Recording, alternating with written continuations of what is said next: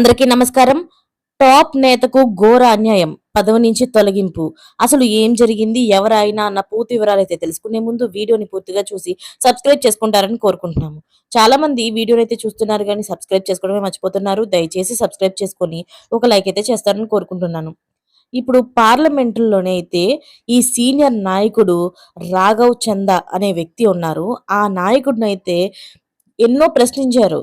అందులో ముఖ్యమైనదేంటంటే ఇప్పుడు రీచార్జ్ చేసుకును ఆపేస్తే కనుక మన ఫోన్ సిమ్‌ని వేరే నంబర్‌కి ఇచ్చేస్తామనో, వేరే వాళ్ళకి ఇచ్చేస్తామనో, లేకపోతే ఇన్‌కమింగ్ కాల్స్ బ్లాక్ చేస్తామని ఇలా చెప్తూ ఉంటారు కదా! అవన్నీ ఎందుకు చేస్తారు? అది నా సిమ్ము నేను కొనుక్కున్నాను. దాంట్లోని డబ్బులు వేసుకుంటే నేను మాట్లాడతాను. డబ్బులు వేసుకోకపోతే మాట్లాడలేను. అంతేగాని ఇన్‌కమింగ్ కాల్స్‌ని ఎలా ఆఫ్ చేసేస్తారు అంటూ ప్రశ్నించారు.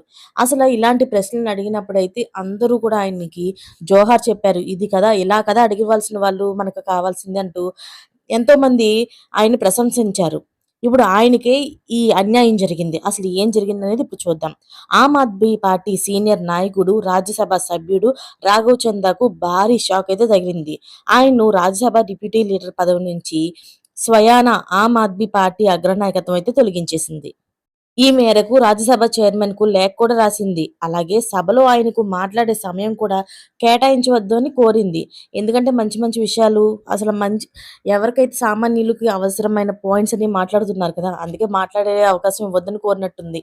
రాజ్యసభ డిప్యూటీ నాయకుడిగా రాఘవ్ చందా స్థానంలోని అశోక్ మిట్టల్ పేరును ఆమ్ ఆద్మీ పార్టీ అయితే సిఫార్సు చేసింది. పంజాబ్ నుండి రాజ్యసభ సభ్యుడిగా కొనసాగుతున్నారు రాఘవ్ చందా. అయితే గతంలో ఆప్ అధినేత ఢిల్లీ మాజీ ముఖ్యమంత్రి అరవింద్ కేజ్రీవాల్‌కైతే కుడి భుజంగా ఉండేవారు. ఇటీవల 0 అవర్ చురుగ్గా అయితే పడుకుంటున్నారు. దేశవ్యాప్తంగా చూస్తున్నట్లయితే గీగ్ కార్మికులు ఉన్నారు కదా! వాళ్ళ సామాజిక భద్రత కోసమైతే ప్రభుత్వాన్ని మేల్కొల్పిన ఘనత ఆయనకి దక్కింది. అలాగే మొబైల్ రీచార్జ్‌లు, ఇంటర్నెట్ వ్యవహారాల్లో కూడా అతి సున్నితమైన అంశాలను ప్రస్తావించారు ఈయన. ఇవన్నీ కూడాను సామాన్యుడికి సైతం ఆకట్టుకున్నాయి. ఇతన్ని మాట్లాడే విధానం, ఈయన తలెత్తిన పాయింట్స్ అయన్నీ కూడాను.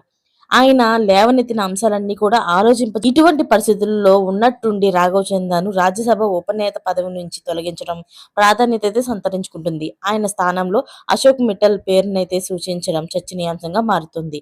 ఆప్ కోటా నుంచి రాజ్యసభలో మాట్లాడే సమయం కూడాను ఆయనకి కేటాయించవద్దని ఆమ్ ఆద్మీ పార్టీ ఆ లేఖలో అయితే స్పష్టం చేసింది. ఆప్ అయితే రాజ్యసభ నాయకుడు సంజయ్ సింగ్ ఈ విషయాన్ని తెలియజేశారు.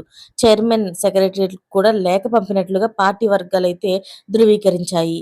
అసలు ఎందుకు అలా చేసినట్టు? ఈ ఆప్ పార్టీ ఇలా చేయడం పట్ల మీ అభిప్రాయం ఏంటో అనేది కామెంట్ రూపంలో తెలియజేసేయండి. Thanks for watching friends.